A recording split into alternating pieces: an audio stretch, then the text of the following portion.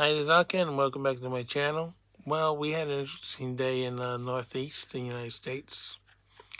We had a 4.8 magnitude earthquake that rocked New Jersey, as well as 9 other states, and we had some damage in the vicinity from the epicenter in Lebanon, New Jersey, to Newark, New Jersey, and buildings having cracks and stuff.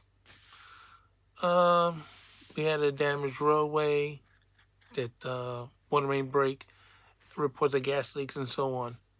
Stuff you would normally find in California after one of those storm quakes. Um, the earthquake happened around 10:23 this morning. I happened to wake up 3 minutes before. I was thinking about going to the, Yankee Stadium. I wanted to maybe take the low B trains. There's this low B train that usually go to the stadium for opening day. I wanted to do that, but then 3 minutes later, we had the rattling, and it was quick, like 5 seconds or so. Rattling, the glass rattled, and building shook, and it was like that. And we had a storm the night before, so I don't know if the winds were making a comeback. So I had to check my phone to see if there was any strong winds. I didn't see anything. Then I remembered, well, I was watching documentaries about earthquakes and uh, and checking up on the latest Taiwan earthquake, and I said, well, let me check the earthquake app. I didn't see anything, so I went to the bathroom, do my stuff, brush my teeth, whatever you do in the bathroom. Now, by the time I came back around 10:30, the phone was blowing up with all these earthquake stories and stuff, earthquake videos. So I was in the middle of my own earthquake situation, and I was in bed when the earthquake started and ended quickly. I didn't have time to duck into anything, cover my head or anything like that. Just didn't have time. Luckily, it wasn't strong enough to break the glass because it could have landed on top of me. But some folks in Jersey were not as lucky.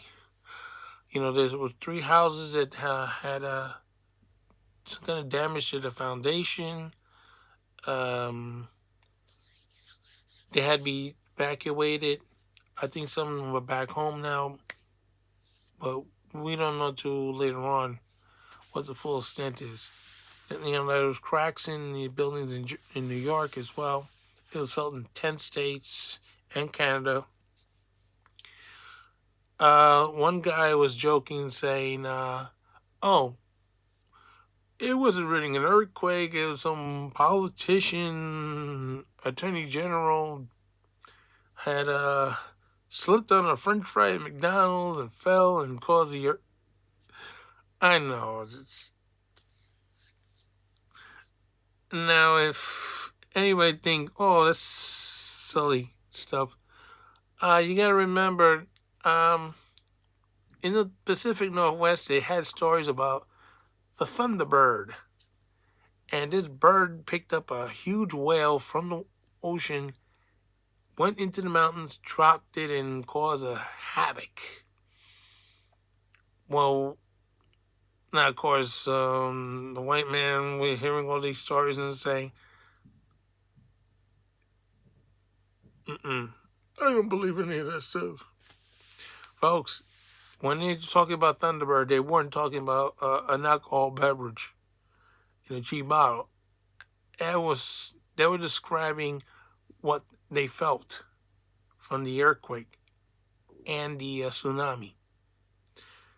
It wasn't until in the late 80s they were doing investigations for a nuclear power plant they were planning to put in the area. They discovered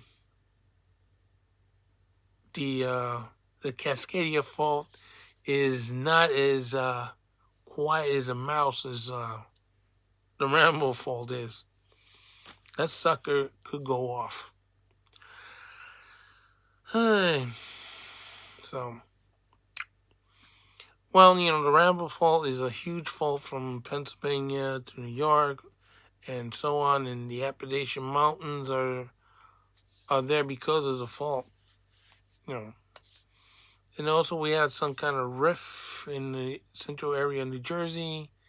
That's where Newark is. It's similar to what we had with the New Madrid seismic zone. But like I said, we checked the house. We didn't find any major any damage that we can see. No smell of gas or anything. We're fine.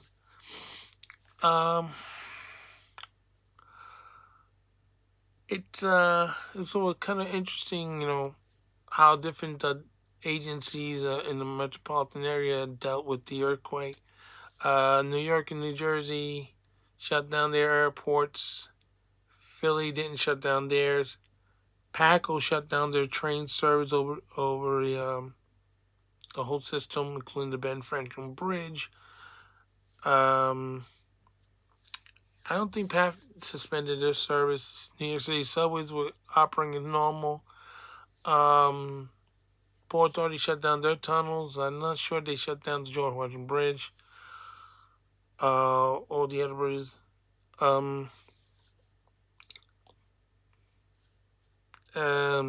I think the tunnel between New York and New Jersey was shut down, for the Amtrak and New Jersey Transit runs. And New Jersey Transit had some delays, checking, their infrastructure as well. But other than that, we had some minor earthquakes after that, but, no major damage. Luckily, nobody was seriously injured or anything like that.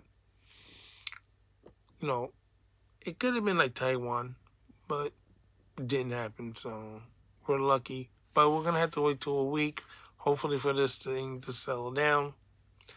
It's like one of the strongest earthquakes since 1783 that initiated in New Jersey. Of course, we had the strong earthquake back in 2011, around August. That was a 5.8. That was in Mineral, Virginia. And it also shook the same areas. I didn't felt that one, but I felt this one. I didn't have time to cover my head or anything, I'm in bed. Just woke up 3 minutes later, shaking, and couldn't do anything. So, see, I'm okay. I'm not sure if PACO's back operating or not, but I'm sure the airports are running well. That's all for now that we know of. If there's anything else, we'll let you know. But like I said, we had a 4.8 earthquake. It was the strongest felt since 1783 from New Jersey. When, we're not pushing away that 5.8 that we had in Virginia. That was strong. Most of the Northeast don't have earthquakes that often, except Charleston, South Carolina has issues, and they had a strong earthquake in 1886 that destroyed the city. It looked like the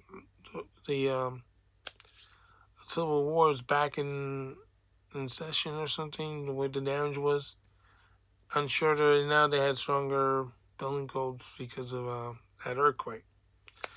Usually that's the area that has most seismic on the East Coast. But New Jersey said, why not today? So anyway, so this is Al Can saying so long for now, and don't forget your stop, and be safe. All right, good night.